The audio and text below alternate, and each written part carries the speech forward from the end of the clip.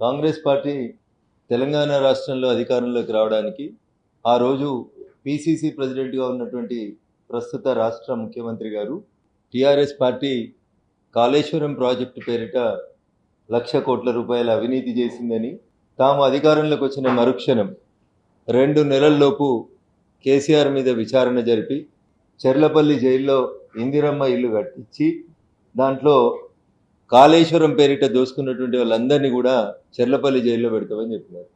తన మాటల్ని తెలంగాణ సమాజం విశ్వసిస్తుందో లేదో అని భయపడి సాక్షాత్తు వాళ్ళ నాయకుడు, ప్రస్తుత leader of opposition Rahul Gandhi గారిని తీసుకొని మేడిగడ్డ దగ్గరికి వచ్చి, తెలంగాణలో మేము అధికారంలోకి వస్తే చంద్రశేఖరరావు అతని కుటుంబం చేసినటువంటి అవినీతి 1,00,00,000 కోట్ల రూపాయల అవినీతి పైసలు అక్కిస్తామని, తెలంగాణ సమాజానికి మెరుగైనటువంటి పరిపాలన అందిస్తామని చెప్పి మాటిచ్చింది. అధికారంలోకి వచ్చి దాదాపు 2.5 సంవత్సరాలు పూర్తిగా వస్తూ ఉంది.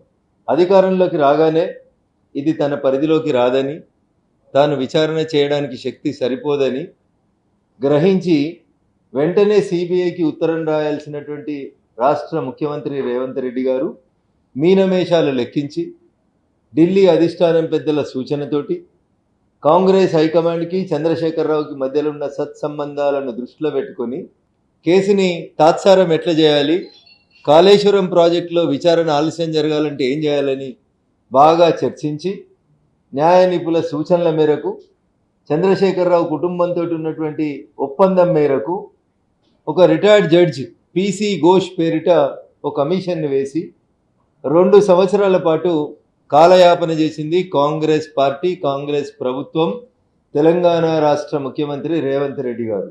2 సంవత్సరాల తర్వాత ఒక సుప్రీంకోర్టు రిటైర్డ్ న్యాయమూర్తి ఇచ్చినటువంటి నివేదిక తప్పుల తడకగా ఉందని, నోటీసులు ఇవ్వాల్సిన వాళ్ళందరికీ నోటీసులు ఇవ్వలేదని, కాబట్టి పిసి ఘోష్ కమిషన్ నివేదిక మీద ఎలాంటి విచారణ జరపొద్దని రాష్ట్ర సర్వోన్నత న్యాయస్థానం ఈరోజు తీర్పిస్తే అటు కాంగ్రెస్, టిఆర్ఎస్ 2 కూడా దొంగ నాటకాలు ఆడుతూ ఉన్నాయి తప్ప వాస్తవాల్ని ప్రజల ముందు ఉంచడం లేదు.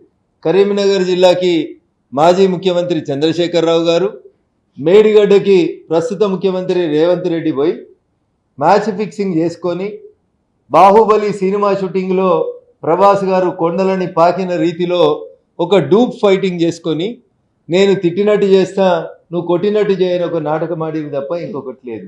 100% పూర్తి స్థాయిలో ఆధారాలతోటి వీరి మధ్యలో ఉన్నటువంటి సంబంధాల పట్ల మాకు ప్రాథమికంగా సమాచారం అందిన తర్వాత మాత్రమే నేను ఈ విషయాన్ని మాట్లాడుతూ ఉన్నాను. ఏం జరిగింది అసలు, కాళేశ్వరం వెనకాల ఏం జరిగింది? చంద్రశేఖరరావు గారి మానస పుత్రిక అయినటువంటి కాళేశ్వరం ప్రాజెక్టు పేరిట కేసీఆర్ గారు 1,00,00,000 కోట్ల రూపాయల డబ్బుల్ని ఖర్చు పెట్టినారు.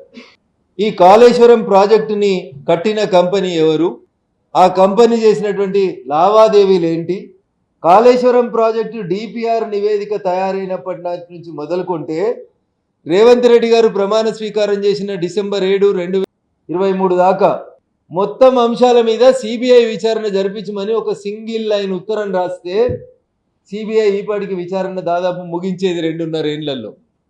అట్లా చేయకుండా కాళేశ్వరం మీద ఒక పిసి ఘోష్ కమిషన్ అని ఒక కమిషన్ వేసి, కమిషన్ నివేదికకు 3 నెలలు 6 నెలలు సమయం పెంచి 2 సంవత్సరాల సమయాన్ని వృధా చేసి ఆ తర్వాత తీసుకుపోయి వాళ్ళు కోర్టు నుంచి స్టే తెచ్చుకునేలాగా సహకరించినటువంటి పార్టీ, ప్రభుత్వం రేవంత్ రెడ్డి గారి ప్రభుత్వం తప్ప ఇంకొకటి కాదు.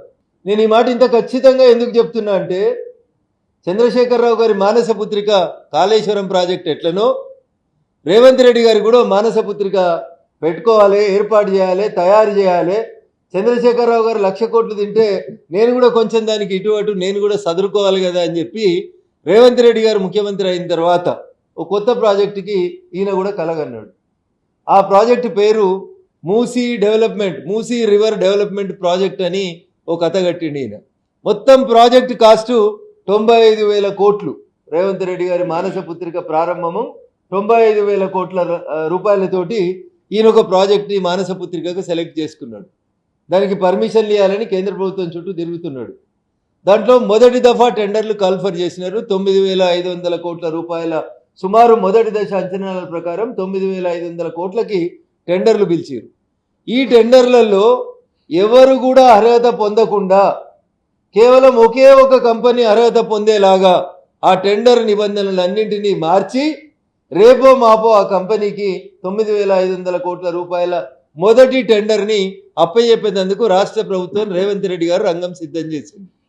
ఏందా కంపెనీ, ఎవరిదా కంపెనీ, ఏడికేలు వచ్చింది ఆ కంపెనీ, మళ్ళా అదే కంపెనీ. ఏ కంపెనీ అయితే కాళేశ్వరం గట్టి చంద్రశేఖరరావు గారి దగ్గరికి వెళ్ళి 1,00,000 కోట్ల రూపాయలు తీసుకొని దోషిగా తెలంగాణ సమాజం ముందు నిలబడిందో అదే ప్రాజెక్టు కట్టినటువంటి కంపెనీకి ఇవాళ రేవంత్ రెడ్డి గారి మానస పుత్రిక అయినటువంటి ఈ మూసీ రివర్ ప్రాజెక్ట్ డెవలప్మెంట్ బోర్డుని అప్పనంగా 95,000 కోట్లతోటి వాళ్ళకే అందజేసేందుకు ఇవాళ రేవంత్ రెడ్డి గారి సర్కారు కూడా ఇప్పుడు ప్రయత్నం చేస్తూ ఉన్నది. సో ఇక్కడ మనకు అర్థం కావాల్సింది ఏంటంటే చంద్రశేఖరరావు అనేటాయన రేవంత్ రెడ్డి అనేటోన్ని గొర్ర గుంజుకపోయి బిడ్డ పెళ్లి సమయంలో కూడా జైల్లో పెట్టి కక్ష సాధిస్తే తర్వాత అధికారంలోకి వచ్చినటువంటి రేవంత్ రెడ్డి మరి ఎందుకో తెలంగాణ పౌరుషం ఏడాదొచ్చిందో నాకు తెలియదు, కానీ వెనుకటికి ఎవడో పెద్ద మనిషి చెప్పిండంట, మానవ సంబంధాలన్నీ ఆర్థిక సంబంధాలే అని మావో చెప్పిండు అని చెప్తారు. అట్లా కాళేశ్వరం కట్టిన కంపెనీ, మూసీ రివర్ డెవలప్మెంట్ ప్రాజెక్టుని కట్టబోతున్నటువంటి కంపెనీ, ఈ రెండింటి యజమాని, రెండింటి కంపెనీ ఒక్కడే. అదే కంపెనీ కాళేశ్వరం కట్టి 1,00,000 కోట్లు తీసుకున్న కంపెనీయే ఈరోజు మూసీ రివర్ ప్రాజెక్ట్ డెవలప్మెంట్ బోర్డుట రేవంత్ రెడ్డి గారితో ఒప్పందం చేసుకొని తెర వెనుక తెర ముంగట టెండర్ల నాటకం ఆడుతూ ఆ టెండర్లలో ఏ ఒక్కరు కూడా సఫలీకృతం కాకుండా ఆ ఒక్క కంపెనీకే వచ్చేలాగా నియమ నిబంధనల్ని సవరించారు. ఇది అబద్ధమైతే చెప్పమనండి రేవంత్ రెడ్డి గారిని. మీరు తయారు చేసిన డిపిఆర్, మీరు ఇవ్వబోతున్నటువంటి కాంట్రాక్టులు కాళేశ్వరం కట్టినటువంటి కంపెనీకి ఇస్తున్నారా, వేరే కంపెనీకి ఇస్తున్నారా చెప్పాలి. కాళేశ్వరం కట్టిన కంపెనీకి ఇస్తున్నారు అన్నప్పుడే రేవంత్ రెడ్డి, కేసీఆర్ ఇద్దరు వేరు కాదనేది దయచేసి తెలంగాణ సమాజం అర్థం చేసుకోవాలి.